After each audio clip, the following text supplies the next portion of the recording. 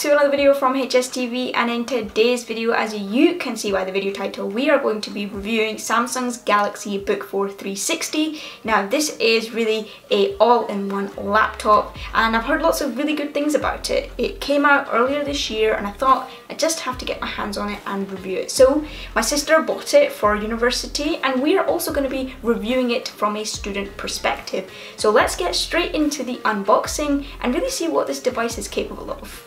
Alright, so we have got the Samsung Galaxy Book 4 360 right here, bought today from the Samsung store, coming in at £1,500 here in the UK. Now this was released in February of 2024, so really not that long ago. We are obviously doing an unboxing video today and I'm going to go through step by step what you will find inside the box. Okay, so we've obviously got the main event in here, so we'll lift up this piece of cardboard. This is nothing more than cardboard.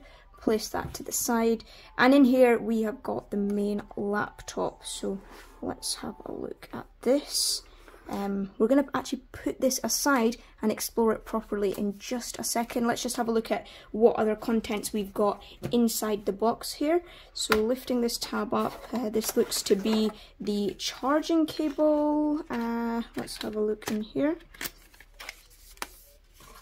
Yeah, so this right here is our USB-C to C charging cable, along with a few leaflets. It's actually quite a pity that they don't give it with the USB anymore. I did prefer that, but nowadays everything is C cable to C cable, but it's nice that we get the wire there. But I think what's even nicer is that we actually get the charger adapter as well, because nowadays with the phones we aren't getting this. So let's have a look at what adapter we've got. It's actually quite heavy, heavier than most.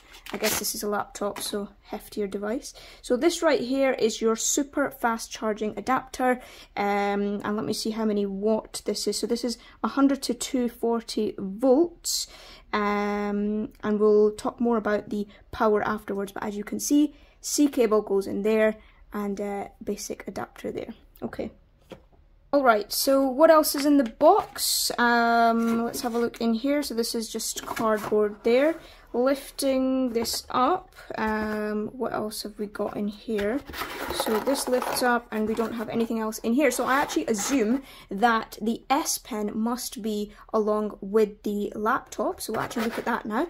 But that is all you get in the box. Quite sweet and simple. Right, let's get on to the main event, the actual laptop. Now I am expecting the S Pen to be in here as well, hopefully. So we'll open this up now.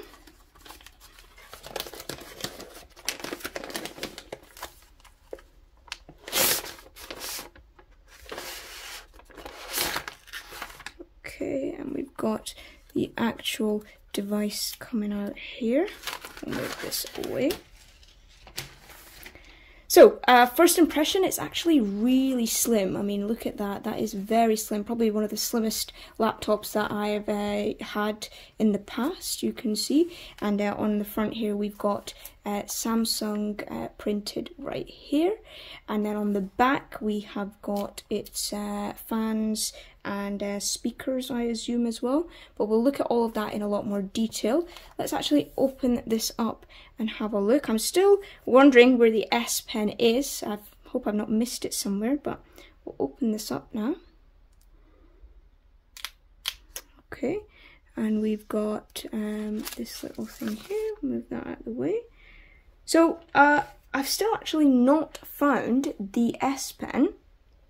So I'm going to actually have a look in the box again and then come back to you guys. Alright, so after a brief panic attack, turns out I was just being a bit stupid and the S Pen was in this box all along. So this was the box that had the charging cable as well. Why am I struggling to literally open this? It is right here. There we go. So here we have the S Pen for this Galaxy Book 360, and we will be testing it thoroughly with the actual laptop. Just out of interest, I thought I'd bring down the S Pen from my Tab S7 Plus, which came out in 2020, just compare it briefly to the Galaxy Book 4 360s one. To be honest, they're actually very, very similar.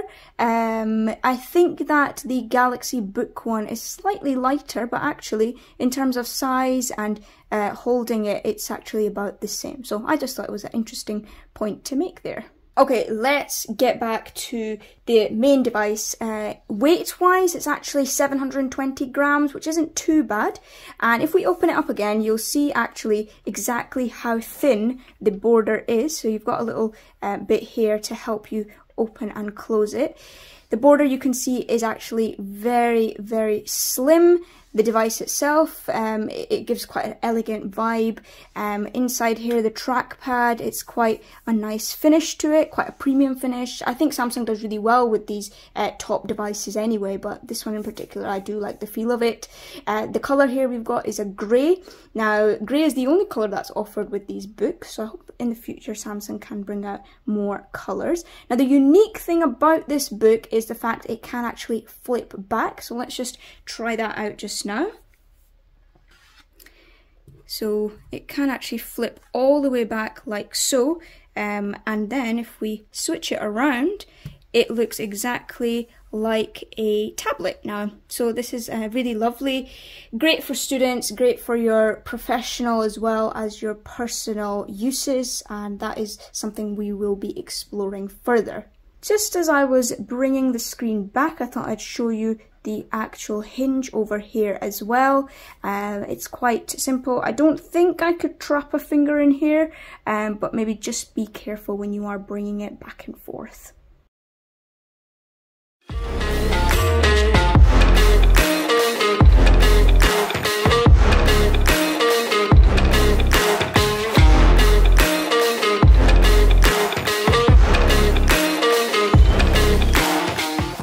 We've got a 15.6-inch touchscreen Full HD Super AMOLED display. The colours, as you can see, really pop, and whether you are studying or watching a film, the display doesn't disappoint. But the laptop doesn't only look great, it's also very powerful. This device is run on an Intel Core i7 processor with 16GB of RAM and 512GB of storage. Now, you can opt for an i5 processor with 8GB of RAM, and in terms of storage, you can go for 256 or 1TB. Now, I did go for the i7 just because I know with time devices can slow down, and certainly we'll be putting this one to the test and see how it is long term. But yeah, the i7 along with the 16GB really gives this a lot of potential, and whether I am note-taking or editing or doing some Photoshop, this should be able to handle this well. The other brilliant thing about this laptop is that we've got a good variety of ports. So on the left hand side we've got a HDMI along with two Thunderbolt 4 ports, so this is great for enjoying fast data transfers. On the other side, we've got a port for a mic, that's a 3.5 PI, and we've got a USB 3.2 Type A, along with a micro SD as well, which is great if you want to use this device long term and extend your storage out. The super fast charger gives you 68 watts of battery, and that's about enough power to keep you going throughout the day. Samsung claims that you can get about 39% of charge in 30 minutes, and I'd say that's pretty accurate because I was able to go from 12% all the way to 80% in about 45 minutes. The laptop has also got two Dolby Atmos speakers situated at the bottom of the laptop. Now, these do give you a good, clear, deep sound experience. It's delivering quite immersive surround sound, and overall I think the sound quality is pretty good.